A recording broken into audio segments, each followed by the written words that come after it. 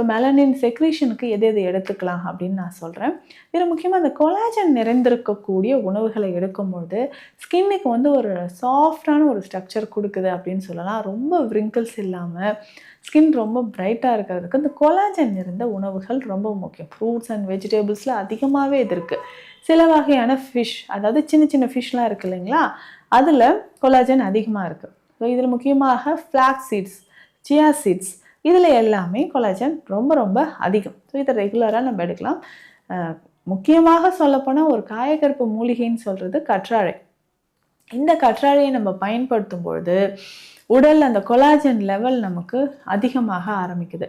கற்றாழையை எப்படி பயன்படுத்தலாம்? நேச்சுரலாகவே கற்றாழையை வந்து அந்த தோலெல்லாம் எடுத்துட்டு முகத்தில் நல்லா அப்ளை பண்ணிக்கலாம். வாஷ் பண்ணிவிட்டு அந்த ஜெல் மட்டும், பல்ப் இருக்குது இல்லைங்களா உள்ள, அது மட்டும் நல்லா கையாலே மேஷ் பண்ணிவிட்டு முகத்தில் எங்கே உடல் முழுவதும் கூட நம்ம அப்ளை பண்ணிக்கலாம். இதில் கொஞ்சமாக கஸ்தூரி மஞ்சள், கஸ்தூரி மஞ்சள் சேர்த்து முகத்தில் நம்ம அப்ளை பண்ணிக்கிட்டே வரும்போது கொஞ்சம் கொஞ்சமாக சருமத்தில் சுருக்கங்கள் மறைய ஆரம்பிக்கும்.